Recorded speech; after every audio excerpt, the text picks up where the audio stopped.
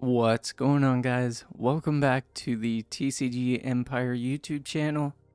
Today we're going to be going over Tech Tuesday, and this is where we talk about the deck of the week and talk about ways in which we can make the deck better or possibly beat the deck.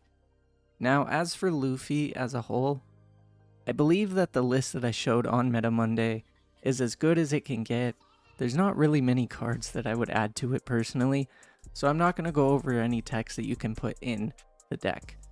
Instead, I'm going to go over the colors of green, purple, blue, and also black as to what you can possibly play in order to counter Luffy or have a better matchup into Luffy. Now, the reason red isn't in there is because red mirror matches are just really board control based, and it's really based on who can draw better, who hits jet pistol, and everything else. Now, starting for green, what we're going to do is we're going to talk about the three cards that I've listed here. The first being Okiku. Okiku is a staple in green. Everybody knows that. But you might want to up your counts for it because Okiku is a really good card, especially against Luffy. Luffy plays a lot of rush attackers, so the cards are tapped anyways. But with cards like Nico Robin or Masked Dunce or just cards in general like Gordon that they decide to play down, you have the possibility of being able to tap them and also help clear their board. So Okiku is really good, and in the off chance that they play a rush Luffy and don't want to tap it right away, you can actually tap it with the Okiku and then swing. Now, as for X Drake states that when you play it, you can KO one of your opponent's rested characters with a cost of 4 or less. This is just a last resort card when it comes to KOing something like a Rush Zoro, or maybe KOing something like a Nico Robin, for instance.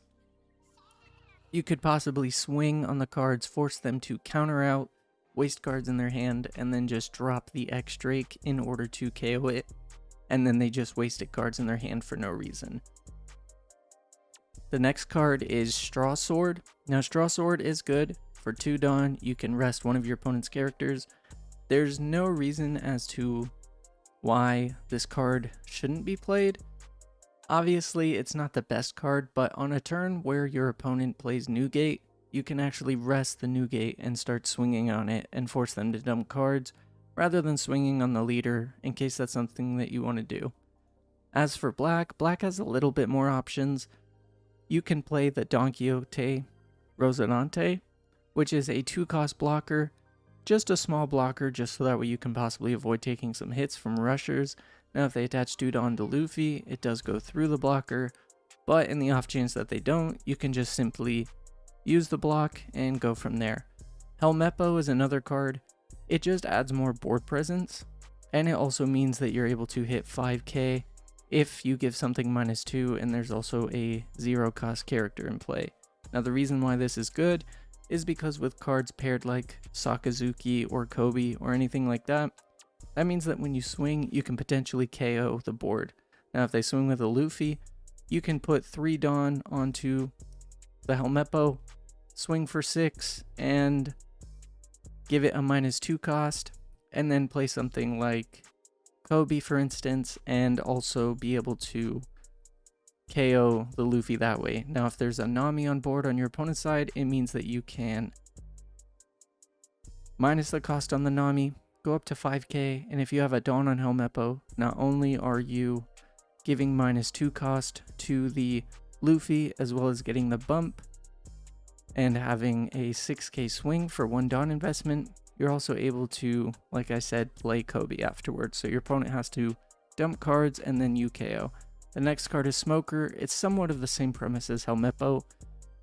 It can't be KO'd by effects, which is good because Nico Robin is an effect-based card, as well as Jet Pistol, Vista, all of the above. Now, when attacking, if there's a character with a cost of 0, it gets 2,000 power. This is good at hitting the 6,000 mark when it comes to hitting on things like Zoro or Luffy. It makes your opponent have to dump cards. The next card is Monkey D. Garp. When you play it, you can trash a card from your hand and rest it, and you can KO a 4 or less. That just works in combo with being able to KO something like a Nico Robin. The deck is based on removal, so it's all about being able to get rid of cards. The next card, as we talked about last week, Ice Age, you can give something -5, use Smoker's ability -6, and then play a Kobe to KO a Whitebeard.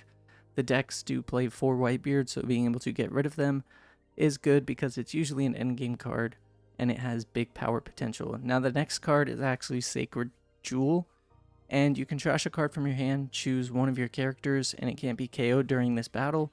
That means that if you swing with Kuzan, 10-drop Kuzan for a big attack, the next turn when you get swung back on, let's say they swing with Edward Newgate, you can actually just use the counter and just say, okay, that's fine. And it means that your Kuzan is not going to be KO'd, and your opponent just invested so much Dawn just to have an attack basically be nullified. The next cards for blue. Blue's pretty much staple. You have Marshall D. Teach. Again, if you just want to up counts on your cards, this is what this video is mainly suggesting, just because with set 1 and 2, there's not very much to offer as far as countering a deck. But with Teach, you can return a character with a cost of 3 or less to the owner's hand. This means that when you play it, you can get rid of things like Nico Robin, and then they have to invest the Dawn again to replay it. And if you have back-to-back Teach, it's really hard for them to come back. And Jinbei, I know that this is a $100 promo right now, but there is a reason. On KO, you can place one character with a cost of 3 or less at the bottom of the owner's deck. This means that you can swing with it for 5,000, force your opponent to swing on it, and that means that you put a Nico Robin, you put a Zoro, you put a Nami, you put anything with a 3 cost or less to the bottom of their deck, and they're most likely never going to see it again. The next card being Monkey D. Luffy. However, when you play it and when it attacks, you can trash 2 cards from your hand, return a character with a cost of 4 or less to the owner's hand. This means that you can put things back like Zoro, or you can put back things like Nami if you're not worried about them searching the next turn, or Nico Robin, and then it gains double attack. Now, the thing about Rush Luffy is that it does play a lot of no combo power cards, and it's meant to deplete you of everything and hit you hard turn after turn. So being able to hit double attack for 7,000 base, they have to dump at least 2 cards to combo it. And if you slap 4 Dawn on this, they're most likely going to take the double attack. And the last cards are purple. Magellan is a good card in theory against Luffy.